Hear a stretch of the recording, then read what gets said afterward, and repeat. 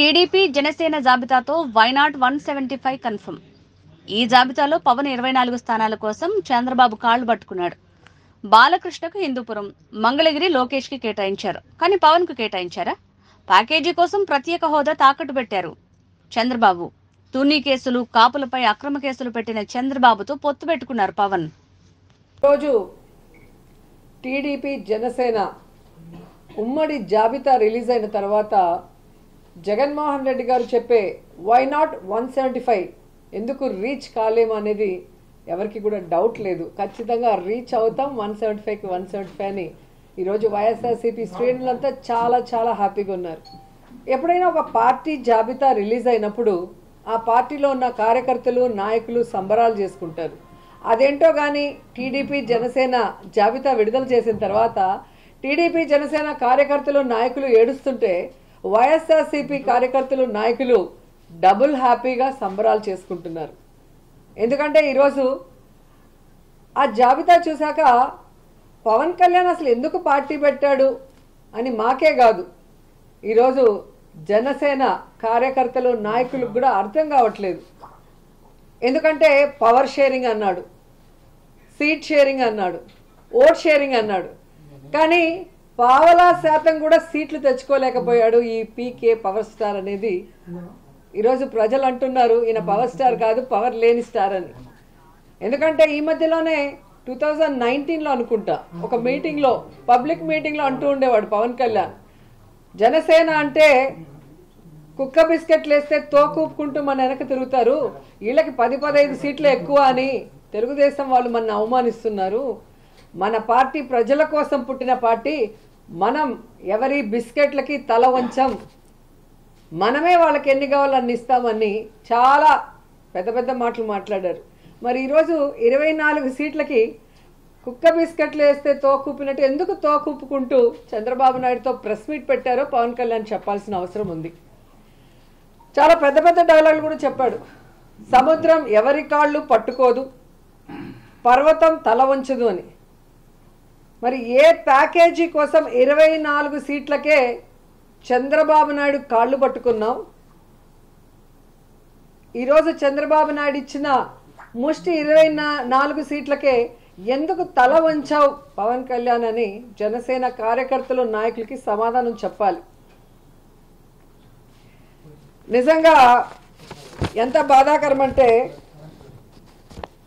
చెప్పుకోవడానికేమో గొప్పగా 40 years industry, నాకు vision ఉంది, విస్తరాకుల కట్టుంది, నేను కేంద్రంలో చక్రం తిప్పానని చెప్పుకునే చంద్రబాబు నాయుడు ఒక సైడు, సినిమాల్లో పవర్ స్టార్ అని చెప్పుకుంటూ బయట పవర్ లేని స్టార్గా తిరుగుతూ మళ్ళీ బింకాలు పలికే పవన్ కళ్యాణ్ ఒకవైపు.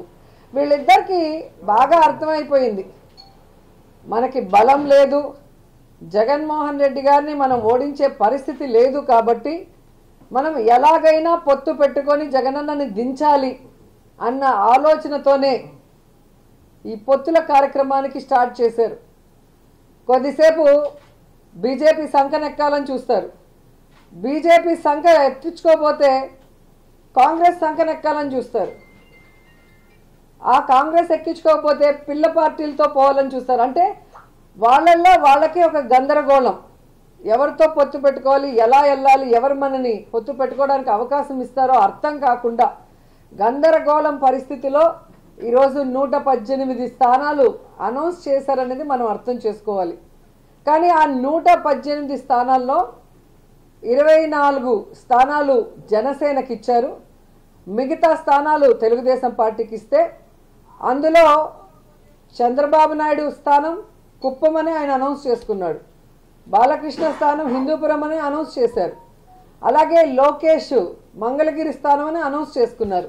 కానీ పవన్ కళ్యాణ్ ఎక్కడ నించోలో ఏ స్థానమో కూడా ఇంకా చంద్రబాబు నాయుడు డిసైడ్ చేసేంత వరకు అనౌన్స్ చేసుకోలేని దౌర్భాగ్య పరిస్థితిలో ఉన్నారు. అంటే అర్థం ఏంటి?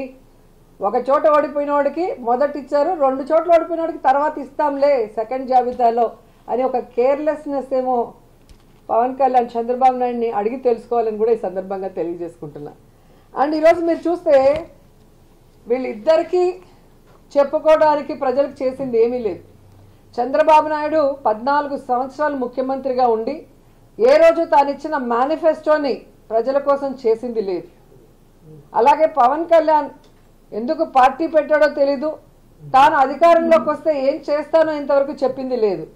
ఎంతసేపు వైఎస్ఆర్ కాంగ్రెస్ పార్టీ నాయకుల్ని ఎర్ర పుస్తకాల్లో రాసుకున్నానని ఒకడు, అధికారంలో వస్తే జైల్లో పెడతామని ఒకడు, బట్టలూరు కొడతామని ఇంకొకడు చెప్పుకోవడమే తప్ప వీరి వల్ల ఈ రాష్ట్రానికి ఏమైనా ప్రయోజనం ఉందా అంటే శూన్యం అనేది రాష్ట్ర ప్రజలకు తెలుసు.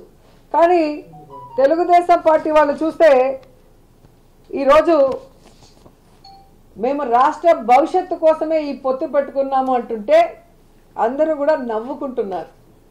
ఎందుకంటే చంద్రబాబు నాయుడు ముఖ్యమంత్రిగా 3 సార్లు చేశాడు. ఈ 3 సార్లలో రాష్ట్ర భవిష్యత్తుని ఎప్పుడైనా కాపాడా అనేది ఈ రాష్ట్ర ప్రజలు ఒకసారి ఆలోచించాలి. ముఖ్యంగా రాష్ట్రం విడిపోయిన తర్వాత అనుభవం ఉంది అని చెప్పి మళ్ళీ చంద్రబాబు నాయుడికి అధికారం ఇస్తే పోనీ రాష్ట్ర భవిష్యత్తుని ఏమైనా కాపాడా?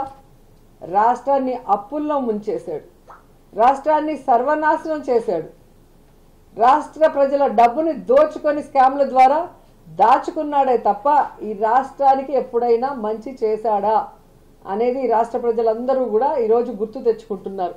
ఎందుకంటే ఈ రాష్ట్ర విభజన తర్వాత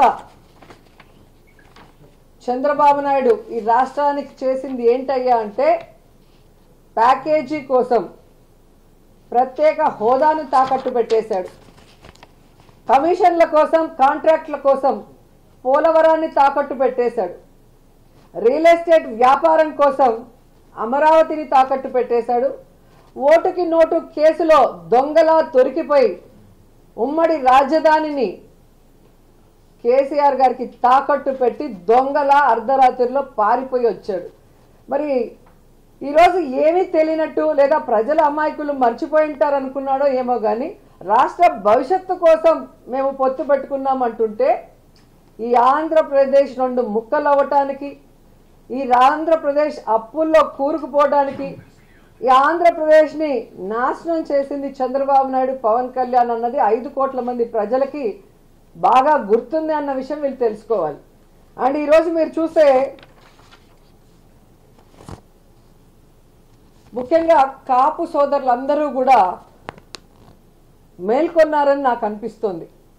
ఎందుకంటే వంగవీటి రంగాన్ని చంపిన తెలుగుదేశం పార్టీ, అలాగే ముద్రగడ పద్మనాభం గారిని అవమానించిన తెలుగుదేశం పార్టీ, ముద్రగడ పద్మనాభం భార్యని కోడల్ని బూతులతో తిట్టి అలా కొడుకుని ఎలా కొట్టి పోలీసులు లాక్కు వెళ్లారో చూసిన సోదరులు, అలాగే తుని ఘటనలో కాపు సోదరులు కాపు యువకుల మీద తప్పుడు కేసులు పెట్టిన తెలుగుదేశం పార్టీతో ముఖ్యంగా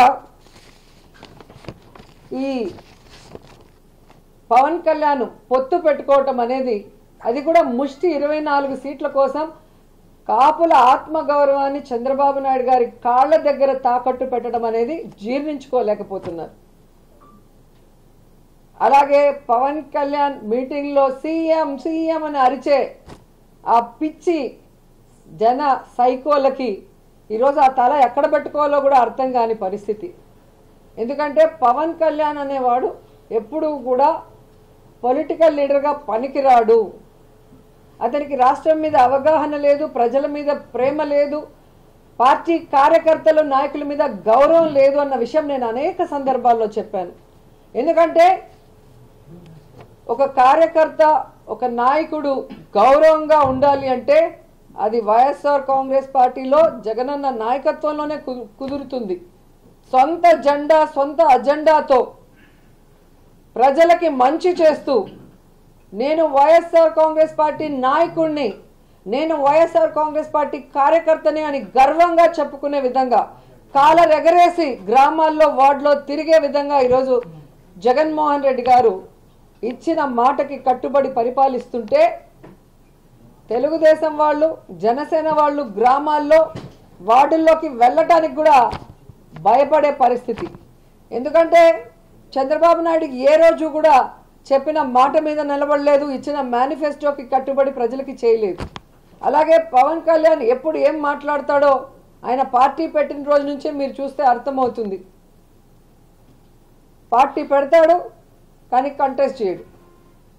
సింగిల్గా కంటెస్ట్ చేస్తే తాను కంటెస్ట్ చేసిన 2 చోట్ల ఓడిపోతాడు. ఇప్పుడు బీజేపీతో పొత్తులో ఉన్నాను ఎన్డీఏలో అంటాడు. ఇక్కడేమో బీజేపీతో సంబంధం లేకుండా తెలుగుదేశం పార్టీతో పొత్తు పెట్టుకోవడం చూస్తుంటే ఇతనికి ఏమైనా విలువలు ఉన్నాయా అని అర్థం చేసుకోవాలి. రాష్ట్ర ప్రజలను కూడా ఈ సందర్భంగా తెలియజేసుకుంటున్నా. ఈ మధ్యకాలంలో చంద్రబాబు నాయుడు గారు కోర్టులో అన్నాడు, నాకు హెల్త్ బాగాలేదు, నాకు రెస్ట్ కావాలి అని.